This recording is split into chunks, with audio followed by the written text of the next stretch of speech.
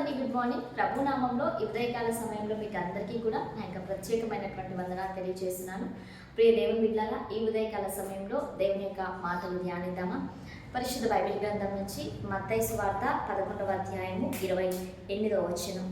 ప్రయాసపడి భారం మోసుకొచ్చున్న సమస్త జనులారా నా యొద్దకు రండి, నేను మీకు విశ్రాంతి కలుగచేయుదును. ఆమేన్.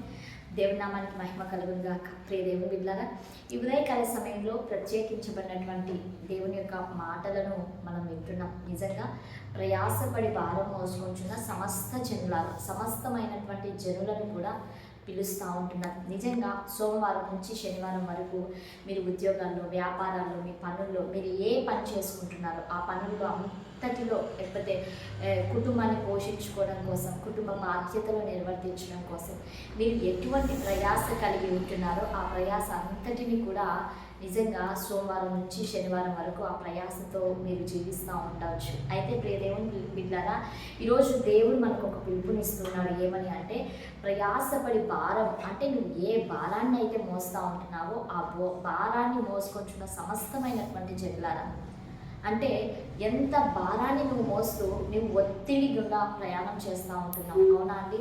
ఎన్నో సమస్యలు, ఎన్నో పోరాటాలు, ఎన్నో ఇరుకులు, ఎన్నో ఇబ్బందులు, ఇలా మనం గమనించుకుంటూ పోతే ఈ వారపు దినాల్లో నువ్వు ఏ ఏ పనుల వల్ల ఎంత ఒత్తిడికి గురై ఉండి ఉండవచ్చు. అయితే నువ్వు ఈ భారం అంతటి నుంచి నువ్వు విముక్తి పొందుకోవాలి అంటే ఈ భారం అన్నిటినీ కూడా దింపవలసినటువంటి ప్రదేశం ఉంది. అదే ఎక్కడ అంటే దేవుని యొక్క సన్నిధి మాత్రమే. ఈరోజు దేవుని సన్నిధికి ఖచ్చితంగా మీరు మీ యొక్క సంఘాలకి వెళ్ళండి. దేవుని స్తుతించడానికి మీరు సిద్ధ మనసు కలిగి ఉండండి. దేవుణ్ణి ఆరాధించడానికి మీ వంతుగా మీరు వారమంతా కాపాడినటువంటి దేవునికి కృతజ్ఞతాస్తుతులు చెల్లించండి. పాటలు పాడండి, స్తుతించండి. దేవుని యొక్క వాక్యాన్ని శ్రద్ధగా వినండి. నువ్వు ఎటువంటి భారం కలిగి నువ్వు ఉంటున్నా దేవుని ఆరాధించేటువంటి సమయంలో, దేవుని మందిరానికి వెళ్ళినటువంటి తర్వాత అక్కడ నీకేం కలుగుతుంది అంటే విశ్రాంతి నీకు దేవుడు ఇస్తాను అంటున్నాడు.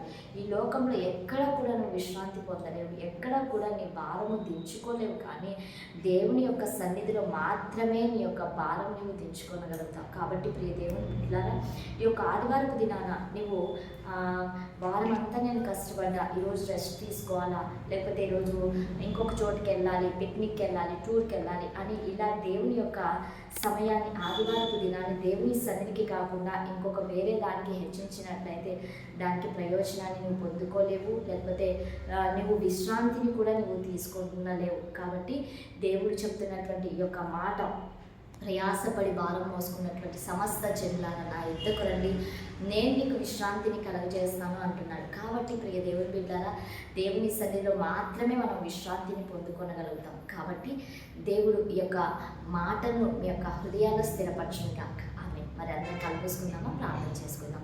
పరిశుద్ధ ఆత్మదేవ, సర్వోన్నతుడా, సజీవుడా, మీకు వందనాలు ప్రభా. అయ్యా, ఈ ఉదయకాల సమయంలో ప్రభా ఈ కార్యక్రమాన్ని ఎంతమంది మీ బిడ్డలు చూస్తుంటున్నారో ప్రతి ఒక్కరిని కూడా మీరు పేరు పేరున దీవించండి, ఆశీర్వదించండి తండ్రి. నీకు స్తోత్రములు నాయన. దేవాన్ని బిడ్డలు ఎటువంటి ప్రయాస కలిగి ఉంటున్నారు, ఎటువంటి భారములు మోస్తూ ఉంటున్నారు ప్రభా, వాటన్నిటిని కూడా దించి నాయన ఈ బిడ్డలకు విశ్రాంతిని మీరు ఈ ఉదయకాల సమయంలో దయచేయమని యేసు శక్తి కలిగిన నామంలో అడిగి వేడుకొని పొంది ఉంటున్నాము తండ్రి. ఆమేన్.